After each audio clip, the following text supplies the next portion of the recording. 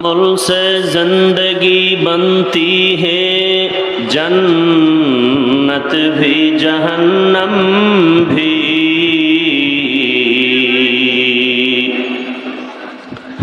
अमल से जिंदगी बनती है, जन्नत भी जहन्नम भी।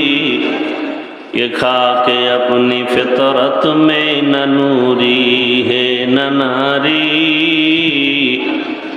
ये खाके अपनी फितरत में न नूरी है न नारी। अमाल ये जन्नत की हमरा, इखलास के अमाल ये जन्नत के हमरा। परहेज़ के मक़ासिद है जो तक़वा से हासिल मंद। परहेज़ के मक़ासिद है जो तक़वा से हासिल मंद। बेग़ैर जो अमाल हो इखलास व तक़वा, बर्बाद तेरे जिंदगी ए होश नज़रमंद। बर्बाद तेरे जिंदगी आए होश नज़रमंद। ला इलाहा इल्लल्लाह, ला इलाहा इल्लल्लाह, ला इलाहा इल्लल्लाह, ला इलाहा इल्लल्लाह मुहम्मदुर रसूलुल्लाह।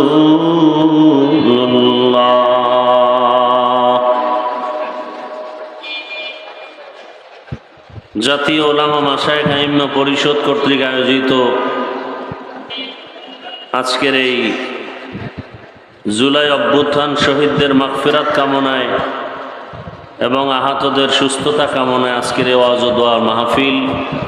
উপস্থিত মুহতারাম সম্মানিত সভাপতি হযরতুল আল্লাম মাওলানা নুরুল হুদা ফয়েজি দামাত বারাকাতুহুম, প্রধান অতিথি মাননীয় ধর্ম বিষয়ক উপদেষ্টা ডক্টর আফাম খালিদ হোসাইন দামাত বারাকাতুহুম, অন্যান্য হযরত উলামায়ে কেরাম, আজকের এই মাহফিলে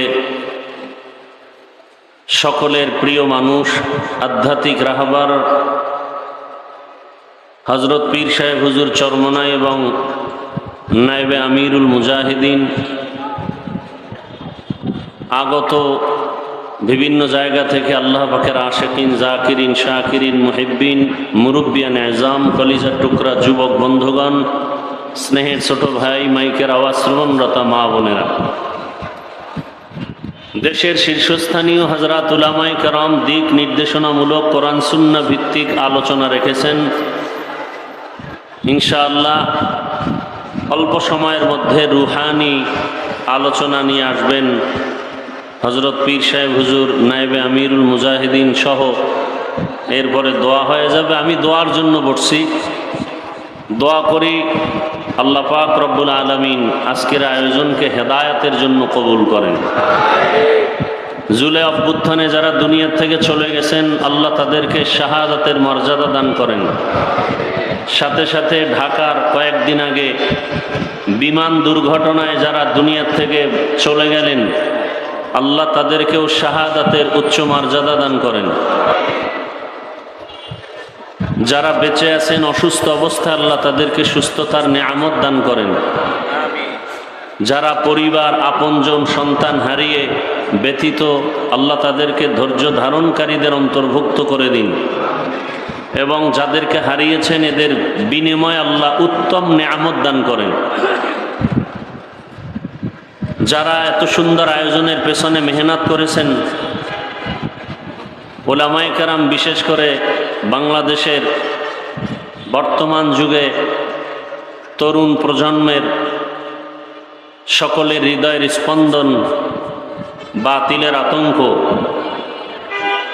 হযরতুল আল্লাহ মুফতি রেজাউল করিম আবরার দামাত বারাকাতুহুম, মুফতি শামসুদ্দোহা আশরাফি দামাত বারাকাতুহুম সহ যারাই মেহনত করেছেন, বিভিন্ন উলামায়ে কেরামকে এক জায়গায় করেছেন, এটা তাদের দ্বারাই সম্ভব যাদের অন্তর প্রশস্ত।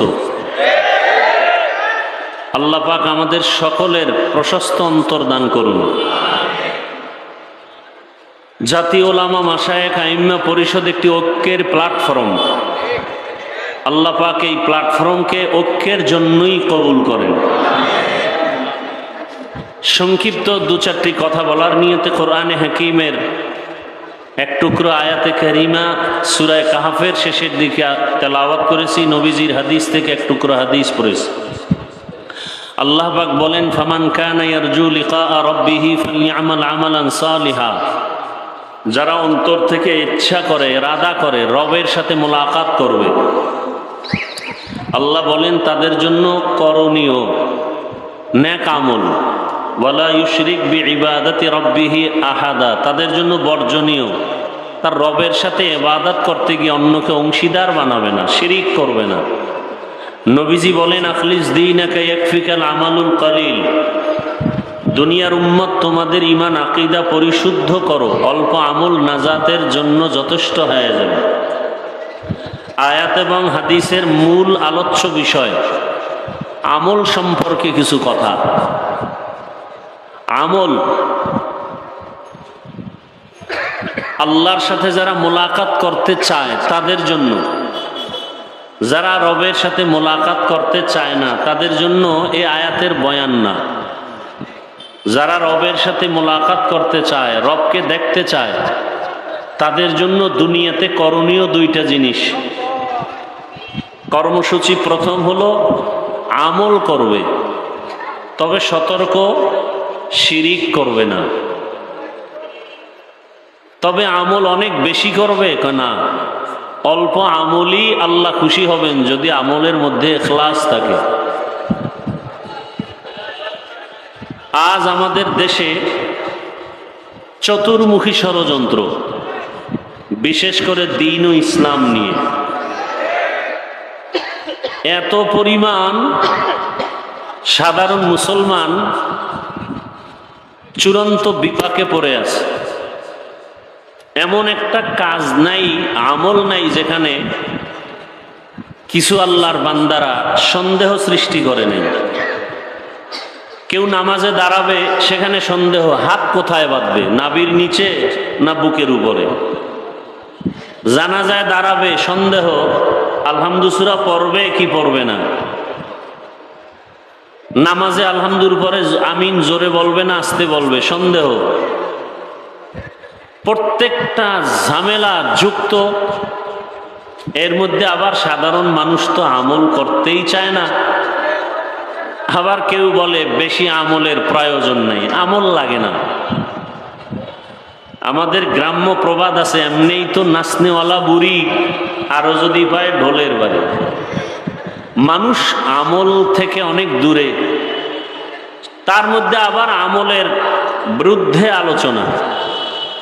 অথচ আল্লাহ পাক রব্বুল আলামিন কোরআনের আয়াতে অন্যত্র বলেন, আমি মানুষ পাঠাবার একমাত্র কারণই হলো আমল করবে। আল্লাযী খালাকাল মাউতা ওয়াল হায়াতা লিয়াবলুয়াকুম আইয়ুকুম আহসানু আমালা ওয়া হুয়াল আজিজুল গফুর। আল্লাহ হায়াত মউত দিয়া যে জীব মানুষকে পাঠাইলেন, আল্লাহ পরীক্ষা করে যাচাই করে দেখবেন কারা আমল করে, উত্তম আমল। আকসারু, বেশি আমল না, উত্তম আমল, ভালো আমল। এখন আমল কোন দিন ভালো হবে জানা নাই, কোন দিনের সেজদা ভালো হবে বলা যায় না। এজন্য আমল চলতেই থাকবে। জীবনের হাজারো সেজদা দিতে দিতে একটা সেজদা যদি ভালো হয়ে যায়, ওই এক সেজদা জান্নাত বিনা হিসেব আল্লাহ দিয়ে দিবেন। আতিনা ফি দারে দুনিয়া না হাসান, আতিনা ফি দারে উকবা না হাসান, ইয়া গিয়াসাল মুস্তাগীসিন আহদিনা লিফতিখারা বিল উলুমে ওয়াল গিনা। আল্লাহ বলেন, আমি আমলের জন্যই মানুষ পাঠাইলাম। আর বান্দা বলে আমলের প্রয়োজন নেই। অথচ মানুষের জীবনের আল্লাহ পাওয়ার প্রথম সিঁড়ির নাম ঈমান। আর ঈমানের কথা আল্লাহ যেখানে বলেছেন সেখানে আমলের কথা বলছেন। ওয়াল আসরি ইন্নাল ইনসানা লাফি খুসর ইল্লাল্লাযীনা আমানু ওয়া আমিলুস সলিহাত। সমস্ত মানুষগুলো জাহান্নামে যাবে, কিন্তু যারা ঈমান আনার পরে আমল করবে নেক আমল, তারা জাহান্নামে যাবে না। ইনা ওয়া হাযাল বালাদিল আমিন লাকাদ খালাকনাল ইনসানা ফি আহসানি তাকওয়িম সুম্মা রাদাদনাহু আসফালা সাফিলিন। আল্লাহ চার জিনিসের শপথ করে বলেন, সব মানুষকে আমি বড় সুন্দর করে সৃষ্টি করেছি। সৌন্দর্য যারা ধরে রাখবে না এরা জাহান্নামে চলে যাবে, কিন্তু না, ঈমান আনবে আমল করবে তারা জাহান্নামে যাবে না। ইন্নাল্লাযীনা আমানু ওয়া আমিলুস সলিহাতি কানাত লাহুম জান্নাতুল ফিরদাউসি নুজুলা। আল্লাহ বলেন জান্নাতের মধ্যে সর্বোত্তম জান্নাত জান্নাতুল ফিরদাউস। আমি আল্লাহ তাদেরকে জান্নাতুল ফিরদাউস দান করব যারা ঈমান আনার পরে নেক আমল করবে। তাহলে আমলের প্রয়োজন আছে না নাই? আবার এই আমল সময় খুবই কম। এই আমল আবার দুই ভাগে ভাগ করা, নেক আমল আর বদ আমল। নেক আমল আর বদ আমল। কথা বলতে এক তো সময় কম, দ্বিতীয় সামনে আবার মিডিয়ার অনেক পর্দা লাগানো। এখন আমি মনে হয় কবরস্থানের দিকে অন্ধের মতো কথা বলতেছি, তো আপনারা আওয়াজ দিয়েন। মনে হয় পর্দার আড়াল থেকে আমি কথা বলবো, আপনারা আওয়াজ দিলে বুঝবে এখানে মানুষ আছে। বুঝেন না কথা? তাহলে আমল দুই ভাগে ভাগ করা, নেক আমল আর বদ আমল। নেক আমল কি? ফরজ, ওয়াজিব, সুন্নাত, মুস্তাহাব, সুন্নাতে জায়েদা, মুআক্কাদা, ফরজে আইন, ফরজ আলাল কিফায়া। বদ আমল কি? হারাম, নাজায়েজ, মাকরু, তাহরিমি, তানজি, শিরক, বিদআত, কুফর, গুনাহে সগীরা, কবিরা, এগুলো সব বদ আমল। আবার এই বদ আমলও দুই ভাগে ভাগ করা, ফাহশা আর মুনকার। ইন্নাস সালাতা তানহা আনিল ফাহশাই ওয়াল মুনকার ওয়া লাযিকরুল্লাহি আকবার। আল্লাহ বলেন নিশ্চিত নামাজ মানুষকে পাপের জগৎ থেকে মুক্ত করে দিবে। কার ওয়াদা? জোরে বলেন, ওয়াদা কার? আল্লাহ। তাহলে নামাজ অবশ্যই পাপের জগৎ থেকে মানুষকে পবিত্র করে দিবে। এই পাপ বলতে কিছু আছে ফাহশা, কিছু আছে মুনকার, দোনোটাই বদ আমল। তবে ব্যবধান বুঝার জন্য কোনো দলিল লাগে না, বিবেক বুঝে ফেলে। দলিল আছে, দলিল পর্যন্ত যেতে হয় না।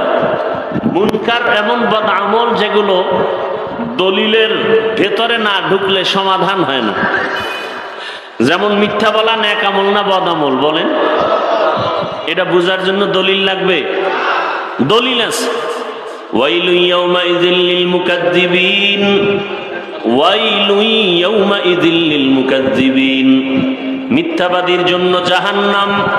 তো কেমন জাহান্নাম? ওয়াইল নামক জাহান্নাম। জাহান্নামের স্তরের মধ্যে মারাত্মক ভয়ঙ্কর জাহান্নাম হলো ওয়াইল নামক জাহান্নাম। মারাত্মক। জান্নাতের মধ্যে শ্রেষ্ঠ জান্নাত জান্নাতুল ফিরদাউস, আর ভয়ঙ্কর জাহান্নাম ওয়াইল। কার জন্য কয়? মিথ্যা যারা বলে তাদের জন্য। মিথ্যাবাদীর জন্য ওয়াইল নামক জাহান্নাম। আর কার জন্য?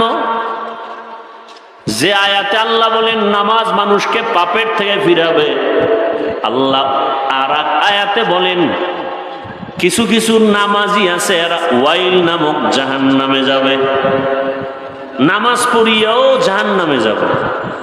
আরাআইতাল্লাযী ইউকাযযিবু বিদ্দীন ফাযালিকাল্লাযী ইয়াদউল ইয়াতীম ওয়া লা ইয়াহুদ্দু আলা তাআমিল মিসকিন। এরপর কি? ফাওয়াইলুল লিল মুসাল্লিন। মুসল্লি যারা নামাজি এদের জন্য ওয়াইল নামক জাহান্নাম। তাহলে নামাজি মুসল্লি ওয়াইল নামক জাহান্নামে যাবে। কোন নামাজি মুসল্লি? বড় কঠিন ব্যাপার। নামাজ মানুষকে পাপ থেকে ফিরাবে, বিনা হিসাবে জান্নাতে যাবে, আর সেই নামাজ মানুষকে ওয়াইল নামক জাহান্নামে নেবে।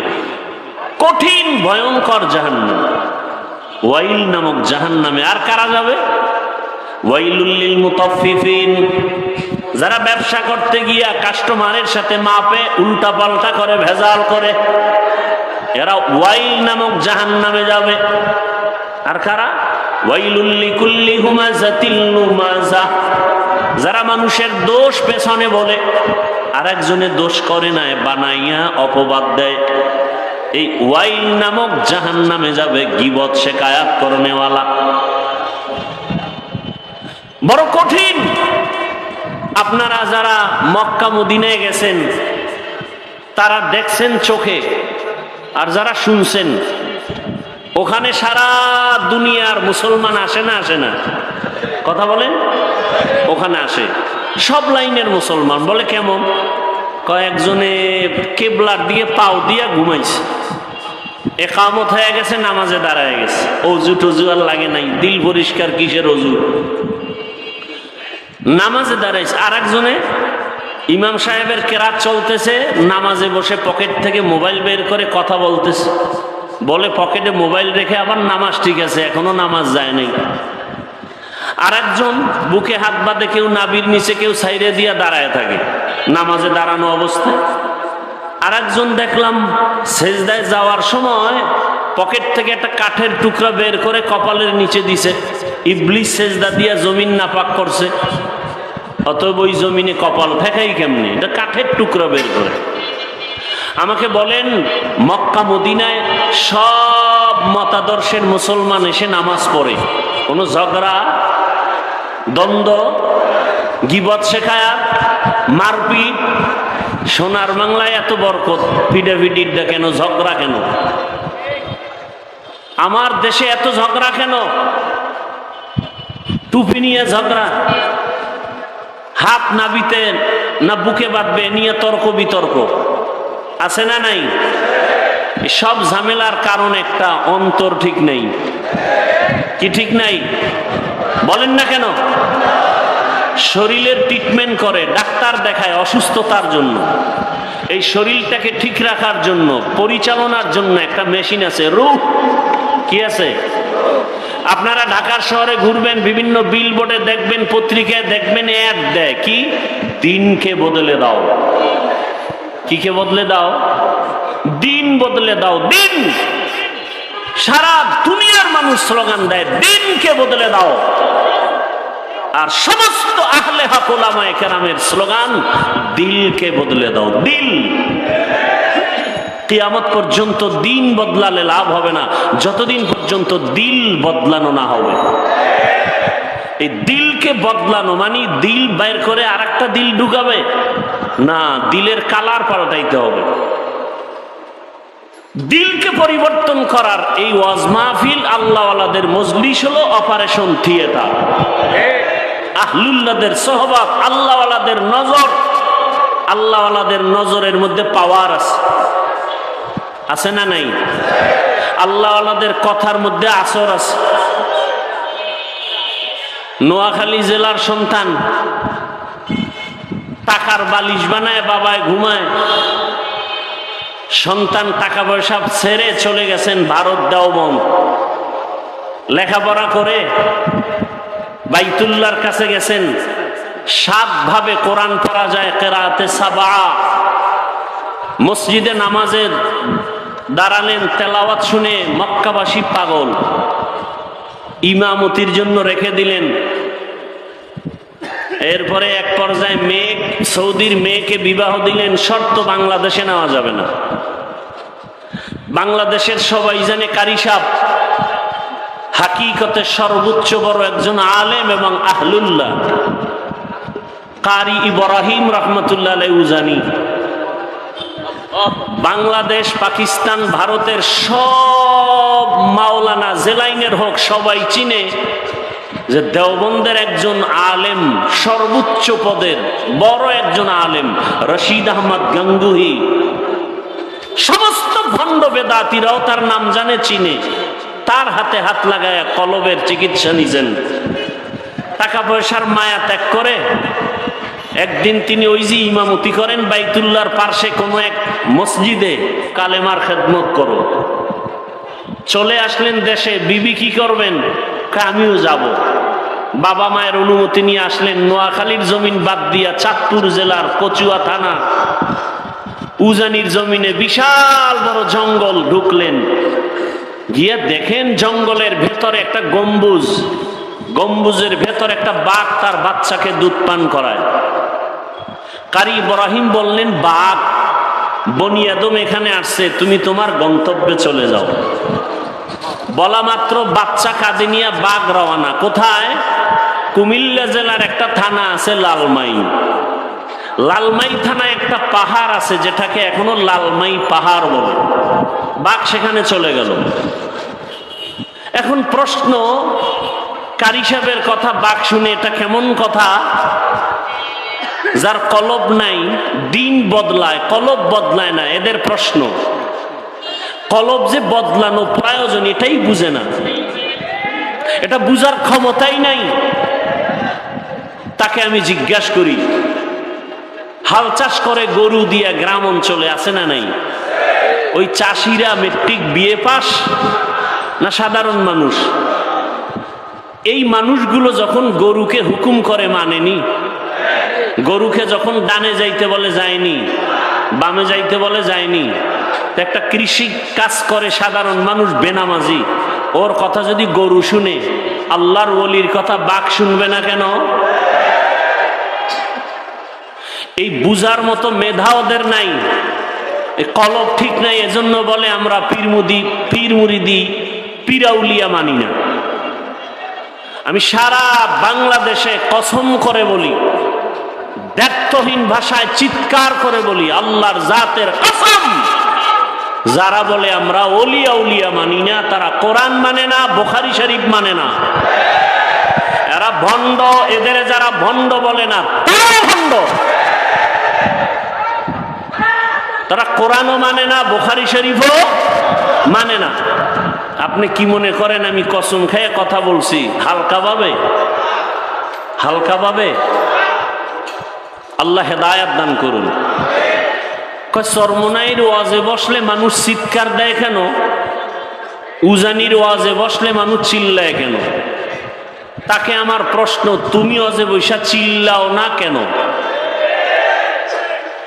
এটা হাসির প্যান্ডেল না কান্নার প্যান্ডেল?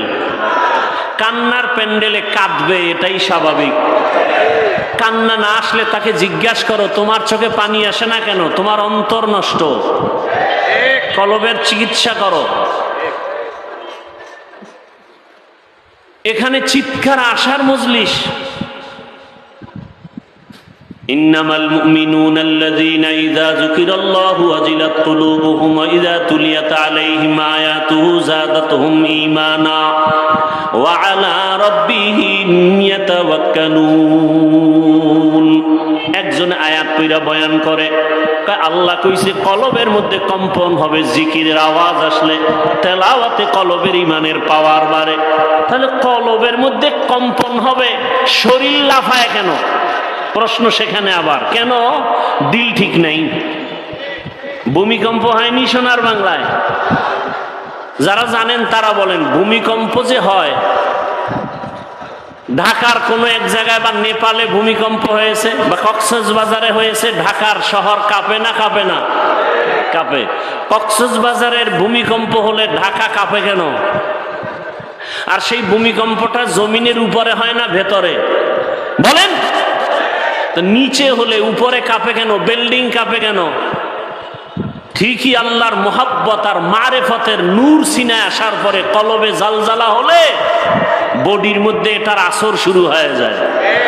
ইয়া ইলাহি মুঝসে মুঝকো দূর কর, তাকে দেখো মুঝ মে তুঝকো এক নজর। ইয়া ইলাহি তু মেরা মাবুদ হ্যায়, ইয়া ইলাহি তু মেরা মাশুক হ্যায়।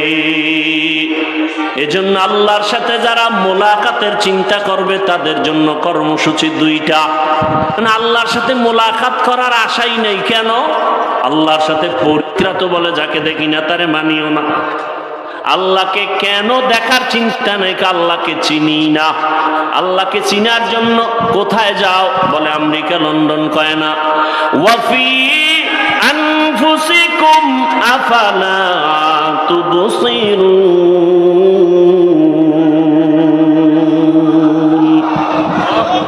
বান্দা তুমি নিজের মধ্যে একটু তাকাইয়া দেখো,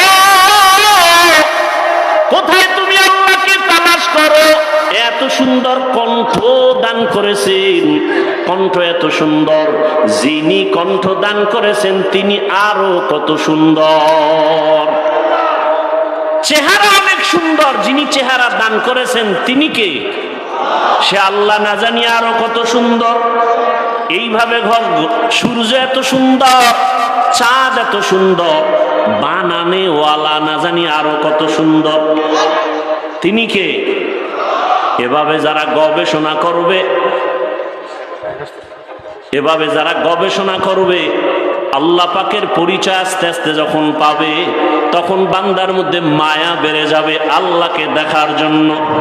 আর বান্দা তখন খুঁজবে আমি আসল মালিকের কোথায় পাই। ইয়া এলাহি তু মেরা মাবুদ হে, ইয়া এলাহি তু মেরা মাশুক হে।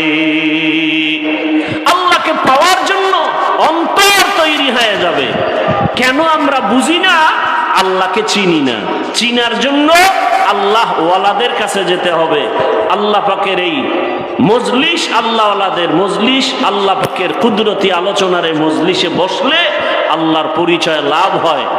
এজন্য আল্লাহর পরিচয় লাভ করার জন্য আল্লাহর মুলাকাতের তামান্না অন্তরে তৈরি করে নেক আমল এবং শিরিক মুক্ত থাকার তৌফিক আল্লাহ আমাদেরকে দান করুন। আমিন।